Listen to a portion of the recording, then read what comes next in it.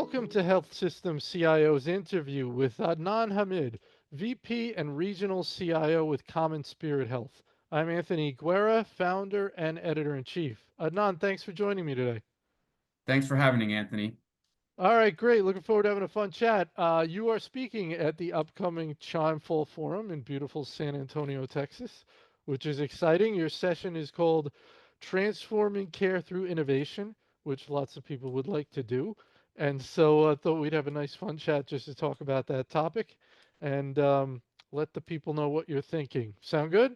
Yeah, no, looking forward to having the conversation and sitting on the panel at the upcoming Fall Forum. So looking forward to meeting and talking to my peers. All right, great. Why don't you start off by telling us a little bit about your organization and your role?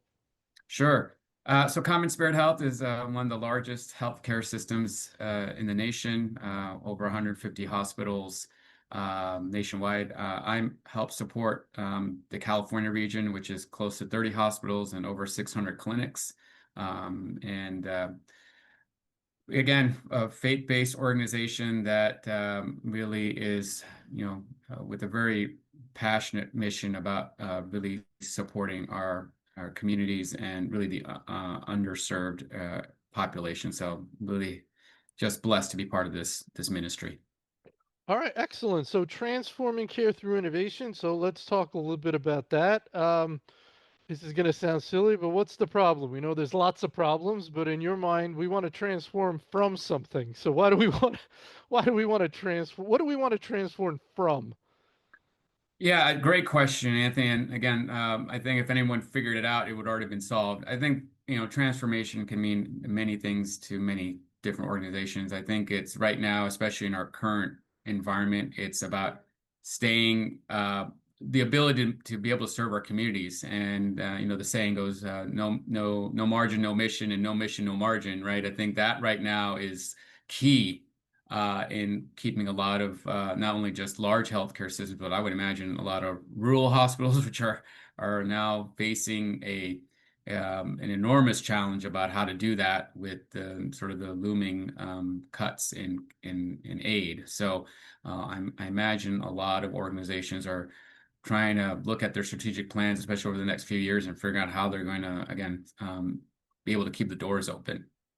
Yeah, so that's real, huh? The idea that in healthcare that we need to figure out how to do things differently, otherwise it's not going to work. I mean, the numbers. Is that where we are as an industry?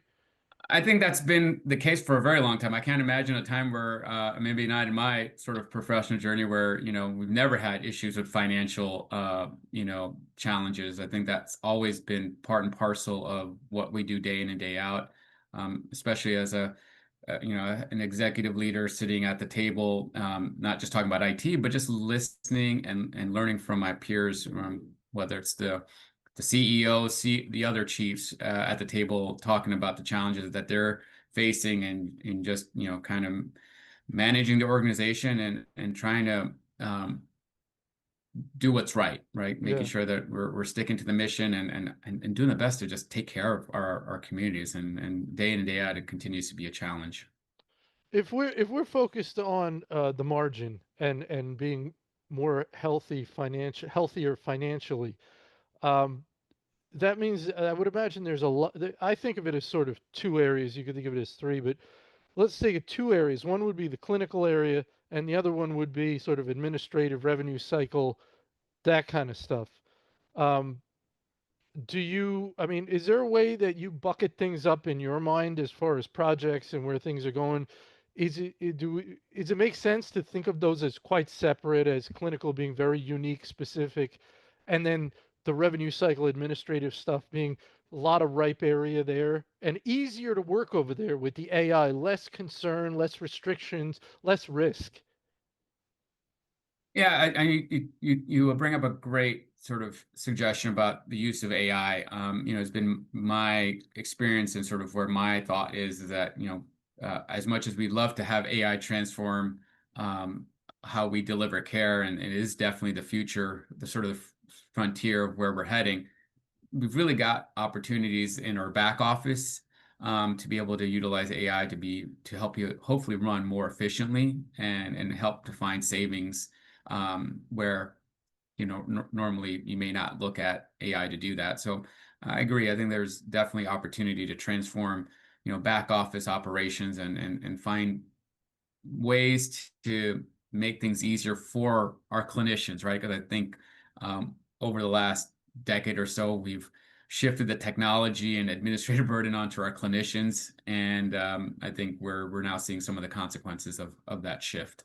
Yeah, so that's where they come together, right? We may not be talking about specifically injecting different technologies and AI into the clinical decision-making practice, but we can use it to remove some of the administrative burden from those clinicians. So it's where it kind of gets swirled up and intertwined. Does that make sense? Right. And I think that's where you gain not necessarily hard ROI, but soft ROI, right? It leads to things that will reduce clinician burnout and hopefully restore the joy of practicing medicine to those that went into that profession long ago. Right. So we've got this idea of improving margins. Then, you bring up the idea of ROI, and there's that soft versus hard ROI. So, I've heard people talk about how the ROI conversation around things like ambient listening, it's got to be reimagined. Like, we can't just be looking at, say, every dollar we invest in something like this has to be a dollar saved. It's sort of almost the stakes to play, and it just people that want that ROI conversation to be changed. But we talked about margins; those are real. So what I'm saying is, I'm hearing it both angles. I'm hearing soft ROI should be good enough, but I'm hearing tight margins are real, so ROI has to matter. So does it? It sounds it's coming from both sides. What are your Yeah, thoughts? absolutely. Right. So the conversation you have with your CFO, right, when it comes to, talking Right. about AI and ambient has to be like, hey, are we, when we do this, are we losing documentation that helps code and helps deliver the right, um, you know, revenue from some of these visits or encounters, as you may, phrase it. So you want to make sure you're not just doing a, hey, this will help reduce clinician burnout or maybe improve the patient experience, right? Because now the physician is not or the caregiver is not typing behind a screen, but they're having a conversation.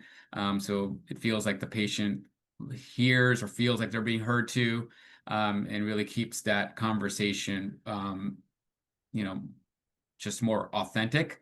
And so I think all those things have to play. You can't just be, it's just only for patient experience or clinician burnout. You got to balance it out with, will the technology actually help improve the bottom line, right? Are we capturing the right information to make sure that our rev cycle can bill accurately and drive um, you know optimization on the revenue side. So like I said, it's all, but it definitely has great possibility, and that's why it's an exciting time to be part Yeah. of today's AI revolution.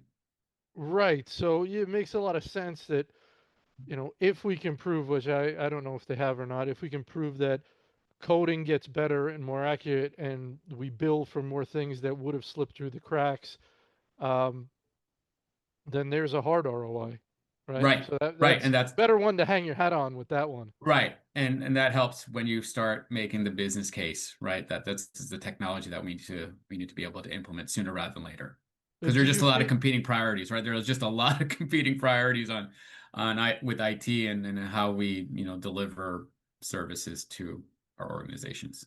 do you feel that's the case with your experience with ambient AI that coding improves? I think it's still up in the air. Uh, We're in early stages in CommonSpirit Health, so I don't know if that's been conclusive. I think but we have to try. Like right. there is not a. It's just sort of we'll wait and see. I think we got to have a concerted effort. And I know CommonSpirit Health is absolutely making sure that we are making sure we have the right parameters to make sure we can make that decision down the road. And do you get the gut feeling that does increase clinician satisfaction, even anecdotally, that they're just happier, they Yes. like it, it makes their life easier, so there is a greater Yes. degree of Yeah, satisfaction. we're running a pilot for Hmm. that, and recently just got out of a call with sort of hearing some of the feedback, and they can't they want it to be rolled out more often, right? Because I think there are a lot Yeah. of especially we're focused on the ambulatory side. Definitely want to figure out how we're going to roll it out on the inpatient acute side. But our inpatient acute guy, providers are eagerly waiting for us to deploy it there. So there is definitely satisfaction around it. And again, I think these are things that help restore the joy of medicine to our providers.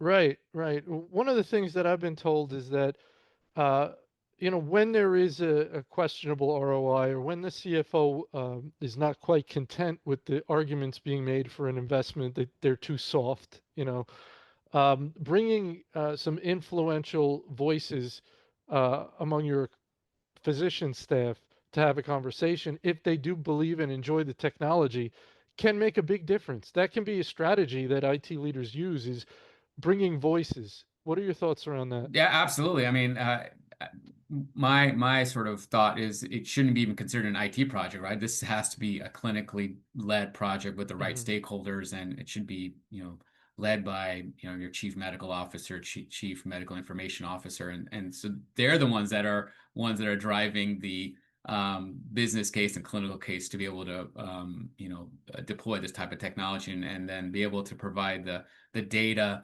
back to the CFO, the CEO on the merits of investing in this technology, and IT is just there as a partner to support how we want to roll it out. So I think it's really critical that um, initiatives like this don't come across as just IT initiatives, right? That they're organizational initiatives that help us all.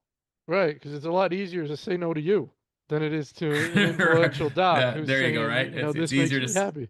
right? This is the CFO is easier to be able to deliver the bad news to an IT person versus Oh yeah, a physician, correct? right, So right. So that's great. You mentioned the idea of competing priorities, which obviously is something every organization has to juggle with. And it's interesting. As you mentioned, you don't want to be making those decisions about the investments, but this has always been interesting to me, the role of IT in terms of guiding, supporting, leading sometimes, but yet not absolutely making those decisions. And it sort of seems like an art. Um, if you get too far out in front, as you said, then it's yours, and you don't want that.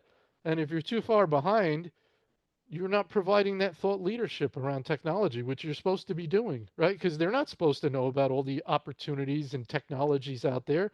So, how do you balance that art? How do you do that right mix of leading and supporting? yeah, great question, Anthony. Definitely a balance, right? You kind of hit it on the head. You don't want to be far out there where everyone thinks it's an IT initiative, or too behind, and then all of a sudden you're not at the table having that conversation. Right. Um, Honestly, it's really just relationship management more than anything else. I think as an executive leader, you want to make sure you're having those conversations and be able to just sort of content switch, right? You can have the conversations with your CFO when it comes to finance matters. You can, sort of switch um, your your narrative when you're talking with a clinical leader, and then of course operations. So you've got to master the art of be able to switch between IT and business and clinical in a way that makes you a trusted partner more than anything Hmm. else, right? So in fact, the IT is just kind of right in the middle. And if you do your job well, you're able to switch, your way of thinking amongst the executive team in a way that they can understand. And I think that's what really is a criteria for success in our roles. So, when we talk about relationships and building relationships, do you agree with the idea that uh, you can't just work on it when you need something, right? You gotta kind of get those going, maybe a little, when there's nothing on the table. Because if you only show up when you need something, it's not quite building a relationship. I don't know. What are your thoughts? What has been your techniques for building a relationship with the key individuals you're going to need to work with? Sort of my success has been being proactive in my conversation with them. I don't wait for them to come to me. I'm usually hopefully meeting with them at a cadence that makes sense and providing them updates, but also providing them information as I hear. So when I go to Chime, when I go to other, leadership or IT conferences, and what information am I bringing back and be able to share that with the executive team. And so I think that continues to be there's just so much information out there, right, Anthony? And not Hmm. everyone can read every newsletter or every article that comes out. And, if I can provide some insight of, where things are moving or where things are heading, I kind of become, sort of the cliff notes, right, Right. for a lot of our executive leaders on, hey, is that, I think back in the day, what's a trend and what's a glimmer, right? Mm. And, what's on the Gartner, is it in the trial of disillusionment? Like, where is it in the hype cycle? So I think all those things, you use those as opportunities to provide opinions and feedback. And if you've got trusted relationships, I think they'll believe in you, they'll believe your opinion, and then, go forward in whatever manner that makes sense. So I think it's doing all that, right? I think that's what's Yeah. been at least successful in my career. You have to stay up on this stuff, right? Because you're supposed to be the expert. So if they come, they're trying to figure something out, they're going to come to you and they're going to say, "Hey, I just heard about this, or I read an article about this. What do you think?" If you go, "I don't know," that's not the right answer, right? So you have to, but it's so hard. I've also heard people say how hard it is because things are moving so fast that it's not impossible to be thrown a question and you're like, I have to look into that, because things are going 100 miles an hour. Yeah, and I would be it would be foolish for me to say you're supposed to know everything, right? Especially when you've got tools like generative AI out there, Chat GPT, that Right. they can be asked and kind of generate sort of information. I again having good dyad, triad partnerships with informatics, both medical and nursing, also I think is really important, right? We can't know everything, but I think having again the opportunity and the relationships to be able to, hey, I heard this, hey, what did you think, and just owning that, hey, we may not know Right. everything, but I know how to get that information to you. So I think that all plays into, you know, again, building trusted relationships in R- in in our right. role. And a huge part of building trust is giving bad news and saying, we can't do that right now, or your project isn't going to get done this quarter, right? Because you can't always do everything everybody wants. That would be nice if, yeah, sure, we got it, no problem. There's constraints, there's bottlenecks, there's limitations and resources. This is what governance is about, right? So we Hmm. decide what projects are going to get done.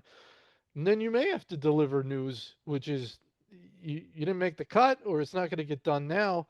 And I would imagine it's very important to be transparent and not just tell people what they want to hear, right? Sometimes you got to deliver bad news or not the news someone wants to hear. What are your thoughts? Yeah, absolutely right. And a day in and day out, that seems to be what I tend to do is deliver sort of news that nobody wants to hear. Like, how long is it taking my request to get done? And understanding that, resources from an IT perspective are extremely limited. Even in a large organization like CommonSpirit Health, they're not as deep as of pockets as you think there may be, or a wealth of, talent or inventory. We're all challenged with so much going on. And, but at the same time, back to the whole margin, there's definitely a lack of funding out there for the stuff. So I think everyone understands that we're all under a crunch, and it's not just an IT side; it's also on the, caretaker side, care provider side. We are all crunched when it comes to resources. So I think there's sort of this shared understanding of, yeah, we know that we're all in a crunch time here, and we'll work together to try to figure it out. But I think it's not just an IT issue per se. Oh, for sure, for sure. I believe your abstract for your session mentions the idea of interoperability and where we are with this kind of thing. Um, that's a tough one. I don't think we've ever, well, at least not in 15, 20 years I've been watching this space. It's still kind of a frustrating part of the business. Um, Forget about cross applications. I mean, even within, I was speaking to someone about, even as good as it is, different instances of Epic. They're kind of different animals, and you can't just dump one Epic database into another. So um, Where do you think we are as an industry with interoperability? How much do you think it holds us back here and there? And is it just, do you see any kind of silver bullet coming, light at the end of the tunnel, or is this just going to be something we have to deal with? Well, we've definitely made strides over the sort of the last 10, 12 years with meaningful use. I think we're making progress with trying to find, between health information exchanges and providing access to data. I try to explain sort of an analogy that people can use. We'd love to be able, like, when you go to a gas station, right? Every car is the same when it comes to whether it's, well, maybe not as much on the EV side, but if you've driven a gasoline fuel car, you get to a gas station, everything's the same. You pour the gasoline in, everything is standardized. What if there was a world where you can only go to the Mercedes gasoline, because the way it's set up, or the Honda gas? Like, Mm-hmm. we would be challenged Mm-hmm. if we. But that's where I think we're in right now from an HIE perspective. I think we've got such complexities with our systems. It's not like we've got the standard setup, right? Where for example, a physician group wants to come in and be able to extract good clinical and quality data from Mm-hmm. our main EMR systems. It's not an easy, well, you just hear the standards, and here we're able to set up. There's so much, as you say, there's even between Epic databases, there's just complexity that adds to, we're not there yet, right? Where you can just go up to an EMR system, Yeah. here's a setup, start collecting your Export, data, and you move import. on. Yeah. Right, right. We're just not there yet, but I think we're making strides into that direction. And that's, as I go to, Epic, use, UGM, and hear some of the work that's going on. That's where we're heading towards, and very optimistic that we'll get there. Mm-hmm. Um, we're on that journey to get there. So if that makes sense. Yeah. I had a conversation with a gentleman the other day, and he was talking about um, the limitations of layering good, cool, new, innovative technologies on top of older processes. He used the example of you put a tremendous scheduling app on top of your schedule or your physician capacity, but if people can't get an appointment for 6, 7 months because of there's not enough physicians, that doesn't really solve the problem. So he was talking about layering technology in sort of an incubation lab type environment on new processes to match or to optimize the use of those technologies. We've heard this before, the idea of you don't want to put good technology on broken processes, but the idea was, you know, there are different ways to think of it. Then you fix the processes, but I've also had conversations with people where it's like physician workflow is sacred and everything has to conform to that. So those are two different messaging. One is workflow's got to change, and the other one is don't touch workflow or you'll make the physicians mad. So what are your thoughts around that? Yeah, again, always a challenge, right? I mean, it would be nice just to be able to work in a bubble, or in a sort of, but that's not the world I know I live in, right? We're talking about legacy workflows, things that have been built over so many years, Yep. processes, systems that have been customized because something bad happened, and so they Right. redid the process to avoid that mistake again. And Right. it's been so long that nobody really understands why we even do it this way, because it happened so long ago, and our Right. systems are just programmed that way. And so to undo all that Yeah. is almost like a Herculean task. So understanding that the reality of it is you're not going to hit the reset button, right? You We've can't. got you can't just say, hey, we're going to redo the workflow and put this new technology. It has to just kind of part and parcel work its way through the system. And like I said, if we were able to solve that, we would have solved Yeah. that a long time ago. I just feel like we've got a lot of legacy stuff that has gotten us to this point, and we're just trying to just move it forward. Just move Right. it forward. Yeah, I think you're absolutely right. I mean, you spend any time in a hospital, whether working there or as a patient, and it just seems to me like spider web woven into spider web, the Hmm. processes, right? There, Hmm. and it's 24/7 and it's high stress and it's high volume. It's like, how do you make changes on something that doesn't stop? Right. It seems like such a challenge to do large scale renovation of everything. I don't know how you do it.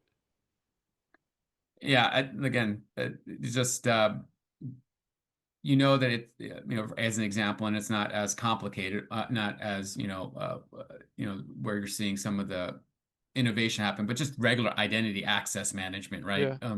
Just the way we cobble systems together to be able to, provider needs to log into different multiple Yeah. systems to take care of it, but because the way it's been set up, they may not mesh exactly, and so you got to undo all that, but that takes time, right?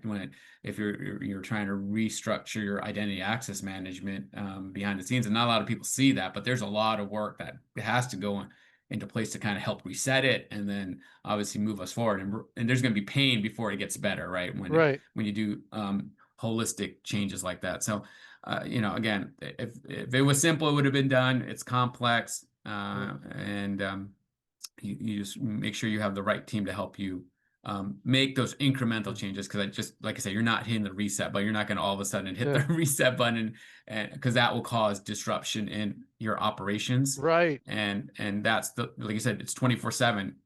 We don't close shop, right? No. Right. We've got to be able to take care of our patients and make sure those doors are open. And so it makes our industry probably the most challenging to be able to introduce that kind of change in a very short amount of time. Yeah, and you got to make sure those bills keep going out because we've seen horror stories about people revamping either their revenue cycle to Hmm. putting in a new system, and if you have disruptions with that, that gets scary real fast, Yeah, right? When you're not right, getting bills out. right. And cash on hand doesn't Woo. that can't take a whole large kind of hit, right? You've got to make sure that the revenue's coming in to be able to pay your expenses. So you're right. Yeah. I think those are all just part of being in the healthcare industry and doing what we do. All right, Anon, my friend. Always good to catch up with you. A pleasure, and I look forward to seeing you down at the Fall Forum. So thanks for taking some time out for me today. I really appreciate it. Thanks, Anthony, and appreciate this opportunity to speak with you, and look forward to seeing you and all the other leaders at the Chime Fall Forum in a few Have a great weeks. day. All Take right, care. thank you. Bye bye.